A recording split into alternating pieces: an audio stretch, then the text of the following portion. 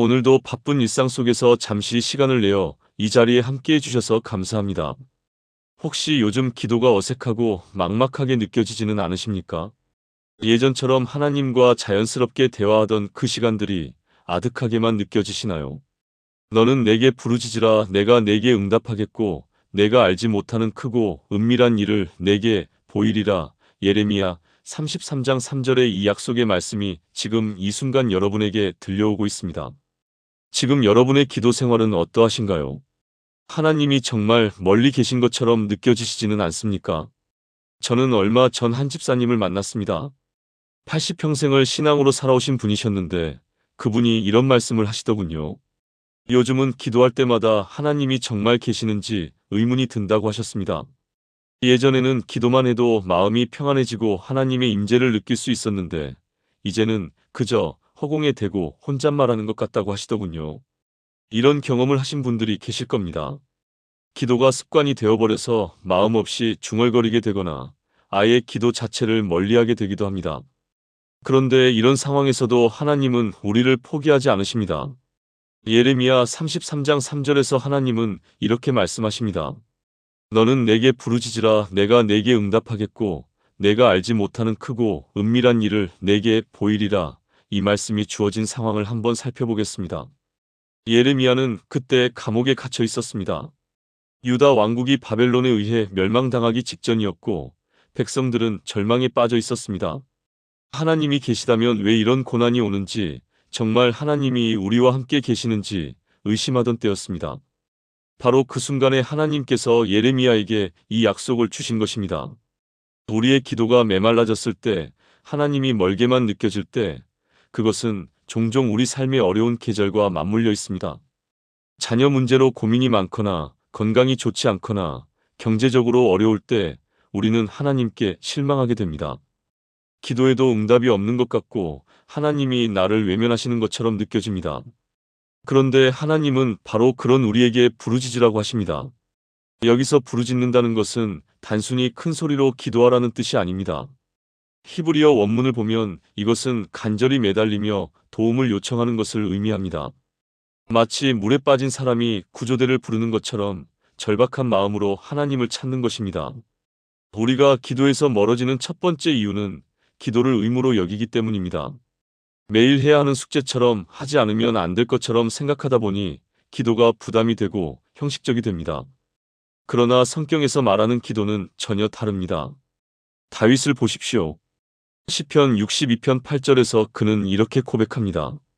백성들아 시시로 그를 의지하고 그의 앞에 마음을 토하라. 하나님은 우리의 피난처시로다. 마음을 토한다는 표현이 있습니다. 이것은 자신의 모든 감정과 생각을 있는 그대로 하나님 앞에 쏟아놓는 것을 의미합니다. 한 어머니가 저에게 이런 이야기를 해주셨습니다. 대학생 아들이 방황하면서 집에 들어오지 않던 시절이 있었다고 합니다. 처음에는 예쁘게 기도했다고 해요. 하나님, 우리 아들을 인도해 주시고 바른 길로 이끌어 주세요라고 말입니다. 그런데 시간이 지날수록 그 기도가 변했다고 합니다. 하나님, 정말 답답해요. 왜 이렇게 힘들게 하세요? 도대체 언제까지 기다려야 해요라고 솔직하게 토로하게 되었다고 해요. 그런데 오히려 그때부터 진짜 기도가 시작되었다고 하더군요. 형식적인 기도가 아니라 진심에서 우러나오는 기도, 하나님과의 진정한 대화가 된 것입니다. 그리고 그 아들이 결국 집으로 돌아왔다고 하셨어요. 우리가 기도에서 멀어지는 두 번째 이유는 응답에 대한 잘못된 기대 때문입니다. 우리는 종종 기도를 자동 판매기처럼 생각합니다. 동전을 넣으면 원하는 음료수가 나오듯이 기도하면 우리가 원하는 답을 주실 거라고 기대합니다. 그런데 그런 응답이 오지 않으면 실망하고 기도를 포기하게 됩니다. 하지만 하나님의 응답은 우리의 예상과는 다른 방식으로 옵니다. 예레미야 33장 3절에서 내가 알지 못하는 크고 은밀한 일을 내게 보이리라고 하신 것은 바로 이런 의미입니다. 하나님의 응답은 우리가 생각하지 못한 방법으로 우리가 예상하지 못한 시간에 옵니다. 욥을 생각해 보십시오. 그는 하나님께 수많은 질문을 던졌습니다. 왜 이런 고난이 오는지, 언제 끝날지, 무엇 때문인지 간절히 물었습니다. 하나님의 대답은 욥이 예상한 것과 전혀 달랐습니다. 욥기 38장에서 하나님은 오히려 욥에게 질문하십니다. 내가 땅에 기초를 놓을 때에 내가 어디 있었느냐? 이것은 욥의 질문에 대한 직접적인 답이 아닙니다. 하지만 이것이야말로 욥이 진정으로 필요했던 답이었습니다. 하나님의 크신 주권과 지혜를 깨달은 욥은 욥기 42장 5절에서 이렇게 고백합니다. 내가 주에 대하여 귀로 듣기만 하였sap더니 이제는 눈으로 주를 배움나이다. 이것이 바로 하나님이 보여주시는 크고 은밀한 일입니다. 우리의 문제가 해결되는 것보다 더 큰 것은 하나님 자신을 만나는 것입니다. 우리의 기도 제목이 이루어지는 것보다 더 중요한 것은 하나님과의 관계가 회복되는 것입니다. 그렇다면 멀어졌던 기도의 자리로 어떻게 돌아갈 수 있을까요? 첫 번째로 우리의 솔직한 마음을 하나님께 말씀드리는 것입니다. 기도가 어색하다면 어색하다고, 하나님이 멀게 느껴진다면 멀게 느껴진다고 정직하게 고백하는 것입니다. 시편 88편을 보면 고라 자손 헤만이라는 사람의 기도가 나옵니다. 이 시편은 성경에서 가장 절망적인 시편 중 하나입니다.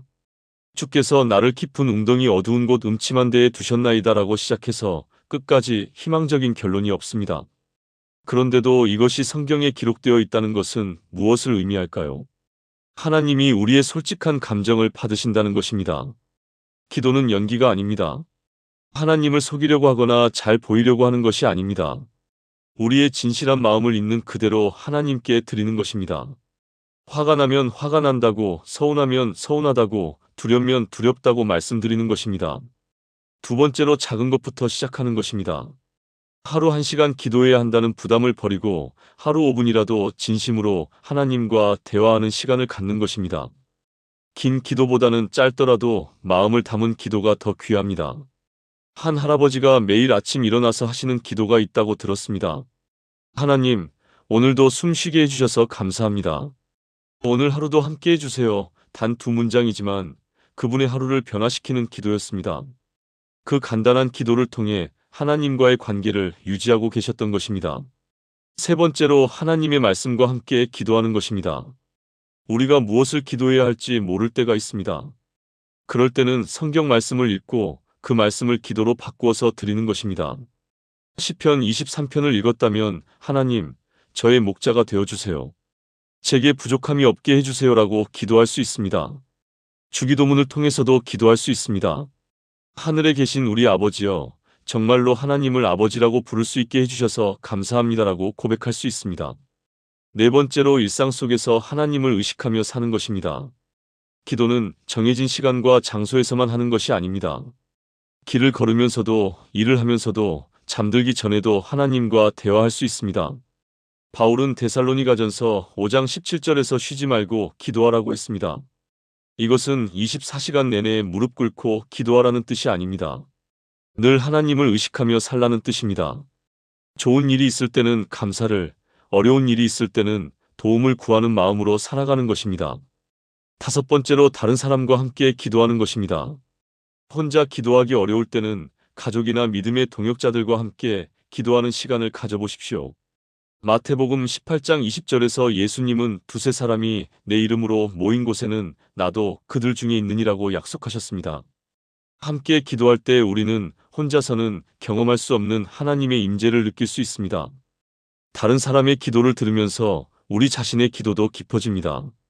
서로의 기도 제목을 나누고 함께 기도할 때 우리는 혼자가 아니라는 것을 깨닫게 됩니다. 여기서 중요한 것은 하나님이 우리의 기도를 기다리고 계신다는 사실입니다. 우리가 멀어졌을 때도 하나님은 우리에게서 멀어지지 않으셨습니다. 우리가 기도하지 않았을 때도 하나님은 우리를 사랑하고 계셨습니다. 누가복음 15장의 탕자 비유를 생각해 보십시오. 아버지 집을 떠났던 아들이 돌아올 때 아버지는 어떻게 하셨습니까? 아들이 집 가까이 오는 것을 보고 달려가서 목을 안고 입을 맞추었습니다. 아들이 준비해온 사과의 말도 다 들어보지 않고 잔치를 벌이셨습니다. 이것이 바로 우리가 기도의 자리로 돌아갈 때 하나님이 우리를 맞이하시는 방법입니다. 우리가 얼마나 멀리 갔는지, 얼마나 오랫동안 기도하지 않았는지는 중요하지 않습니다. 하나님은 우리가 돌아오기만을 기다리고 계십니다. 때로는 우리가 기도에서 멀어진 것이 하나님의 훈련일 수도 있습니다. 습관적이고 형식적인 기도에서 벗어나 진정한 기도의 의미를 깨닫게 하시려는 하나님의 섭리일 수 있습니다. 마치 사막에서 물의 소중함을 깨닫는 것처럼 기도 없는 삶을 경험함으로써 기도의 참된 가치를 알게 하시는 것일 수 있습니다. 모세는 시내산에서 40일 동안 하나님과 함께 있으면서 율법을 받았습니다. 그런데 산에서 내려왔을 때 이스라엘 백성들은 금송아지를 만들어 숭배하고 있었습니다. 모세는 분노했고 하나님도 진노하셨습니다. 그때 모세가 한 기도가 있습니다. 출애굽기 32장 32절에서 모세는 그러나 합의하시옵거든 이제 그들의 죄를 사하시옵소서 그렇지 아니하시오면 원하건대 주의 기록하신 책에서 내 이름을 지워버려 주옵소서라고 기도했습니다. 이것은 자신의 생명을 걸고 하는 간절한 기도였습니다. 이런 기도는 어떻게 가능한 것일까요? 그것은 모세가 하나님과 깊은 교제를 경험했기 때문입니다. 시내산에서의 40일은 단순히 율법을 받는 시간이 아니라 하나님과의 친밀한 만남의 시간이었습니다. 그 경험을 통해 모세는 하나님의 마음을 알게 되었고 백성들을 향한 하나님의 사랑을 깨달았습니다. 우리의 기도도 마찬가지입니다. 단순히 우리의 필요를 아뢰는 것에서 시작해서 하나님의 마음을 아는 것으로 성장해야 합니다. 우리의 기도 제목만 늘어놓는 것에서 하나님이 원하시는 것이 무엇인지 알기 원하는 마음으로 변화되어야 합니다. 다니엘을 보십시오. 그는 바벨론의 포로로 잡혀간 후에도 예루살렘을 향해 하루 3번씩 기도했습니다. 다니엘서 6장 10절에 보면 다니엘이 이 조서에 왕의 도장이 찍힌 것을 알고도 자기 집에 돌아가서는 윗방에 올라가 예루살렘으로 향한 창문을 열고 전에 하던 대로 하루 3번씩 무릎을 꿇고 기도하며 그의 하나님께 감사했더라고 기록되어 있습니다. 여기서 중요한 것은 전에 하던 대로라는 표현입니다. 다니엘의 기도는 위기 상황에서 갑자기 시작된 것이 아니었습니다. 평소에 꾸준히 해오던 기도였습니다. 그래서 생명을 걸어야 하는 상황에서도 기도를 포기하지 않을 수 있었던 것입니다. 우리도 평상시에 기도의 자리를 지켜야 합니다. 문제가 생겼을 때만 기도하는 것이 아니라 평소에도 하나님과의 교제를 유지해야 합니다. 그래야 어려운 상황이 와도 흔들리지 않는 믿음으로 살아갈 수 있습니다. 예수님의 기도 생활을 살펴보는 것도 큰 도움이 됩니다. 누가복음 5장 16절에 보면 예수는 물러가사 한적한 곳에서 기도하시니라고 되어 있습니다. 예수님은 바쁜 사역 중에도 기도할 시간을 따로 구별해서 지키셨습니다. 또한 누가복음 6장 12절에는 이때에 예수께서 기도하시러 산으로 가사 밤이 맞도록 하나님께 기도하시고라고 기록되어 있습니다. 이것은 12제자를 선택하시기 전날 밤의 일이었습니다. 중요한 결정을 앞두고 밤새 기도하신 것입니다. 우리도 중요한 일을 앞두고 있을 때, 어려운 선택을 해야 할 때 기도로 하나님의 뜻을 구해야 합니다. 우리의 지혜와 판단만으로는 한계가 있습니다. 하나님의 지혜와 인도하심이 필요합니다. 특히 예수님이 십자가를 앞두고 겟세마네 동산에서 하신 기도는 우리에게 큰 교훈을 줍니다.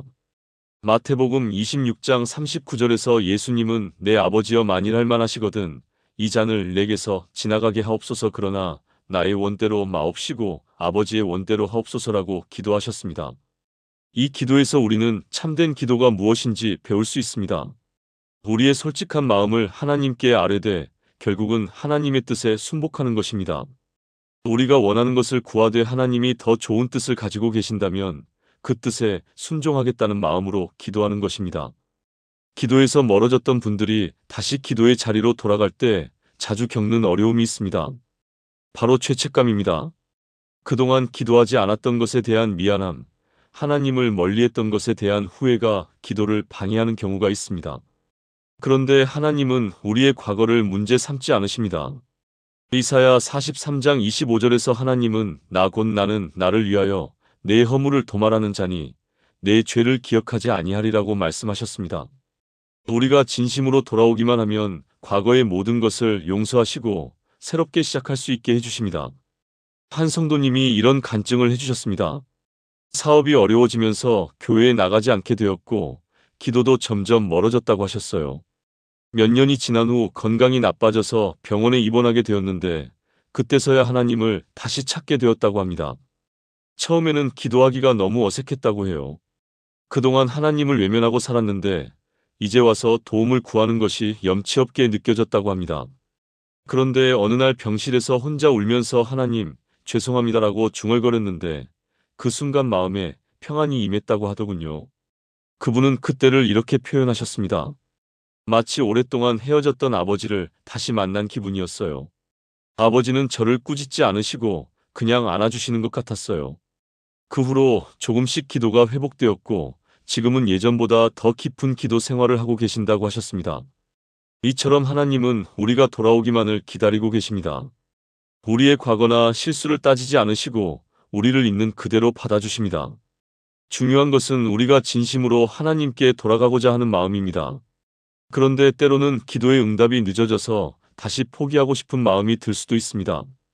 기도했는데 상황이 나아지지 않거나 오히려 더 어려워지는 것 같을 때가 있습니다. 그럴 때 우리는 어떻게 해야 할까요? 하박국 선지자의 경험을 보겠습니다. 하박국은 당시 유다 사회의 불의와 악행을 보면서 하나님께 이렇게 기도했습니다. 여호와여, 내가 부르짖어도 주께서 듣지 아니하시니 어느 때까지리이까? 내가 강포로 말미암아 외쳐도 주께서 구원하지 아니하시나이다. 하박국의 기도는 우리의 마음과 비슷합니다. 간절히 기도했는데 응답이 없는 것 같고 상황은 전혀 나아지지 않는 것 같습니다. 그런데 하나님의 대답은 하박국이 예상한 것과 달랐습니다.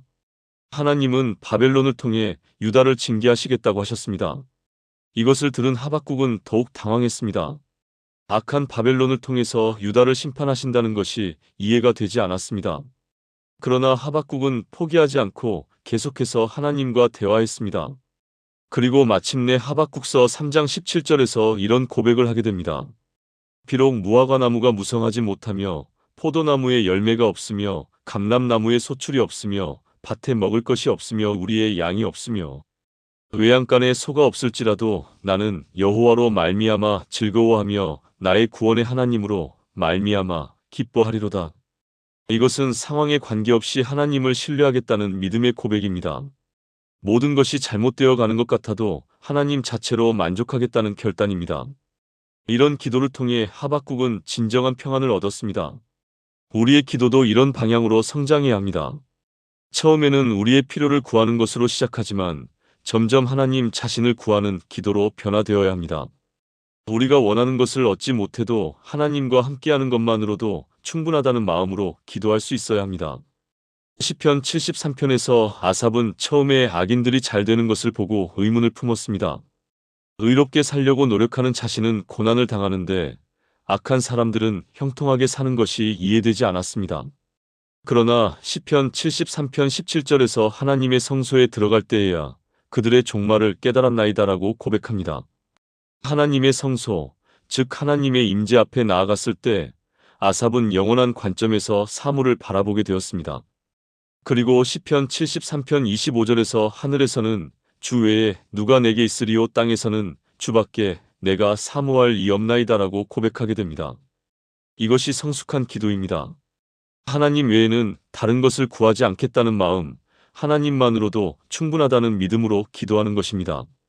물론 이런 경지에 이르기까지는 시간이 걸립니다.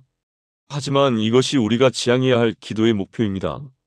그렇다고 해서 우리의 일상적인 필요를 기도하지 말라는 뜻은 아닙니다. 예수님도 제자들에게 주기도문을 가르치실 때 오늘 우리에게 일용할 양식을 주시옵고라고 하셨습니다. 우리의 구체적인 필요를 기도하되 그것에만 매달리지 말고 하나님의 뜻을 구하는 마음으로 기도하라는 것입니다. 바울의 기도를 보면 이런 균형을 잘 볼 수 있습니다. 고린도후서 12장에서 바울은 자신의 가시, 즉 육체적인 약함을 놓고 3번이나 기도했다고 말합니다. 바울도 우리처럼 자신의 필요를 구체적으로 기도했습니다. 그런데 하나님의 응답은 내 은혜가 내게 족하니 이는 내 능력이 약한 데서 완전하여짐이라는 것이었습니다. 바울이 구한 것과는 다른 응답이었지만 바울은 이 응답을 받아들였습니다. 오히려 그러므로 도리어 크게 기뻐함으로 나의 여러 약한 것들에 대하여 자랑하리니 이는 그리스도의 능력이 내게 머물게 하려 함이라고 고백했습니다. 이처럼 기도는 우리의 요구를 관철시키는 수단이 아닙니다. 하나님과의 관계를 깊게 하고 하나님의 뜻을 깨달아가는 과정입니다. 때로는 우리가 구한 것을 얻기도 하고 때로는 더 좋은 것을 받기도 하며 때로는 우리 자신이 변화되기도 합니다. 기도의 회복에서 또 중요한 것은 감사입니다. 데살로니가전서 5장 18절에서 바울은 범사에 감사하라, 이것이 그리스도 예수 안에서 너희를 향하신 하나님의 뜻이니라고 했습니다. 감사는 기도의 시작이자 끝입니다. 우리가 감사할 수 있는 것들을 생각해 보십시오. 오늘도 숨을 쉬고 있다는 것, 건강하게 하루를 시작할 수 있다는 것, 가족이 있다는 것, 믿음이 있다는 것, 이런 소소한 것들에 감사할 때 우리의 기도는 풍성해집니다. 한 할머니가 매일 아침 이런 기도를 하신다고 하셨습니다. 하나님, 오늘도 눈을 떠서 하나님이 만드신 세상을 볼 수 있게 해주셔서 감사해요. 귀가 있어서 새 소리를 들을 수 있어서 감사해요. 입이 있어서 찬양할 수 있어서 감사해요. 그분은 몸이 불편하셔서 거동이 어려우신데도 늘 감사하는 마음으로 기도하셨습니다. 이런 감사의 기도는 우리의 마음을 하나님께로 향하게 합니다. 부족한 것에 초점을 맞추는 것이 아니라 하나님이 주신 은혜에 초점을 맞추게 됩니다. 그럴 때 우리는 하나님의 사랑을 더욱 깊이 경험할 수 있습니다. 또한 기도할 때 성령의 도우심을 구하는 것도 중요합니다. 로마서 8장 26절에서 바울은 이와 같이 성령도 우리의 연약함을 도우시나니 우리는 마땅히 기도할 바를 알지 못하나 오직 성령이 말할 수 없는 탄식으로 우리를 위하여 친히 간구하시느니라고 말했습니다. 우리가 무엇을 기도해야 할지 모를 때, 어떻게 기도해야 할지 모를 때 성령께서 도와주십니다. 우리의 부족한 기도를 성령께서 완전하게 만들어 하나님 아버지께 전달해 주십니다. 그러니까 우리는 완벽한 기도를 하려고 부담 갖지 말고 성령의 도우심을 믿고 기도하면 됩니다. 때로는 말로 표현할 수 없는 마음으로 기도할 때가 있습니다. 너무 감사해서 또는 너무 슬퍼서 말이 나오지 않을 때가 있습니다. 그럴 때도 하나님은 우리의 마음을 아십니다. 성령께서 우리의 마음을 하나님께 전달해 주십니다. 한나의 기도를 보십시오. 사무엘상 1장에서 한나는 아이가 없어서 마음이 괴로워 성전에서 기도했습니다. 그런데 한나의 기도하는 모습이 어떠했습니까? 사무엘상 1장 13절에 한나가 속으로 말하며 입술만 움직이고 음성은 들리지 아니하므로라고 되어 있습니다. 제사장 엘리는 한나가 술에 취한 줄 알고 책망했습니다. 그만큼 한나의 기도는 간절했고 절박했습니다. 말로 다 표현할 수 없는 마음을 하나님께 쏟아놓았던 것입니다. 그리고 하나님은 한나의 기도를 들으시고 사무엘을 주셨습니다. 우리의 기도도 때로는 이처럼 간절해야 합니다. 형식에 얽매이지 말고 우리의 진실한 마음을 하나님께 아뢰을 수 있어야 합니다. 하나님은 우리의 마음을 보시는 분입니다. 기도가 회복되면 우리 삶에는 어떤 변화가 일어날까요? 첫째로 평안이 임합니다. 빌립보서 4장 6절과 7절에서 바울은 아무것도 염려하지 말고 다만 모든 일에 기도와 간구로 너희 구할 것을 감사함으로 하나님께 아뢰라. 그리하면 모든 지각에 뛰어난 하나님의 평강이 그리스도 예수 안에서 너희 마음과 생각을 지키시리라고 했습니다. 기도할 때 우리는 우리의 모든 걱정과 염려를 하나님께 맡길 수 있습니다. 우리 혼자 감당하기 어려운 문제들을 하나님께 맡기고 하나님의 도우심을 구할 수 있습니다. 그럴 때 하나님의 평안이 우리 마음에 임합니다. 둘째로 지혜가 생깁니다. 야고보서 1장 5절에서 너희 중에 누구든지 지혜가 부족하거든 모든 사람에게 후히 주시고 꾸짖지 아니하시는 하나님께 구하라 그리하면 주시리라고 했습니다. 기도를 통해 우리는 하나님의 지혜를 구할 수 있습니다. 인생을 살다 보면 어떤 선택을 해야 할지 모르는 순간들이 많습니다. 자녀 교육 문제, 직업 선택의 문제, 인간관계의 문제 등 우리의 지혜만으로는 해결하기 어려운 일들이 많습니다. 그럴 때 기도를 통해 하나님의 지혜를 구하면 하나님이 최선의 길을 보여주십니다. 셋째로 능력을 얻습니다. 이사야 40장 31절에서 오직 여호와를 앙망하는 자는 새 힘을 얻으리니 독수리가 날개치며 올라감 같을 것이요 다른 박질하여도 곤비하지 아니하며 걸어가도 피곤하지 아니하리로다라고 했습니다. 기도를 통해 우리는 하나님으로부터 새로운 힘을 얻을 수 있습니다. 육체적인 힘뿐만 아니라 영적인 힘, 정신적인 힘을 얻을 수 있습니다. 어려운 상황을 이겨낼 수 있는 능력을 받을 수 있습니다. 넷째로 사랑이 깊어집니다. 하나님과의 관계가 깊어지면 자연스럽게 다른 사람들에 대한 사랑도 깊어집니다. 요한일서 4장 19절에서 우리가 사랑함은 그가 먼저 우리를 사랑하셨음이라고 했습니다. 하나님의 사랑을 깊이 경험할수록 우리도 다른 사람들을 사랑할 수 있게 됩니다. 마지막으로 오늘 말씀을 정리해 보겠습니다. 우리가 기도에서 멀어졌을 때에도 하나님은 우리에게서 멀어지지 않으셨습니다. 예레미야 33장 3절에서 하나님은 너는 내게 부르짖으라 내가 내게 응답하겠고 내가 알지 못하는 크고 은밀한 일을 내게 보이리라고 약속하셨습니다. 이 약속은 지금도 유효합니다. 하나님은 지금도 우리의 기도를 기다리고 계십니다. 우리가 얼마나 오랫동안 기도하지 않았든, 얼마나 멀리 갔든 상관없이 하나님은 우리를 받아주실 것입니다. 기도의 자리로 돌아가는 것은 어렵지 않습니다. 솔직한 마음으로 하나님께 나아가고 작은 것부터 시작하며 하나님의 말씀과 함께 기도하고 일상 속에서 하나님을 의식하며 다른 사람과 함께 기도하면 됩니다. 그리고 무엇보다 기도는 우리의 요구를 관철시키는 수단이 아니라 하나님과의 관계를 깊게 하는 과정이라는 것을 기억해야 합니다. 하나님의 응답은 우리의 예상과 다를 수 있지만 하나님은 항상 우리에게 가장 좋은 것을 주십니다. 너는 내게 부르짖으라, 이 말씀이 지금 여러분에게 들려오고 있습니다. 하나님이 여러분을 부르고 계십니다. 더 이상 주저하지 마시고 하나님께 나아가십시오. 멀어졌던 그 기도의 자리로 돌아가십시오. 하나님이 여러분을 기다리고 계십니다. 오늘 우리는 예레미야 33장 3절 말씀을 통해 멀어졌던 기도의 자리로 돌아가는 방법에 대해 나누었습니다. 하나님은 우리가 멀어졌을 때에도 우리를 포기하지 않으시고 너는 내게 부르짖으라고 부르고 계십니다.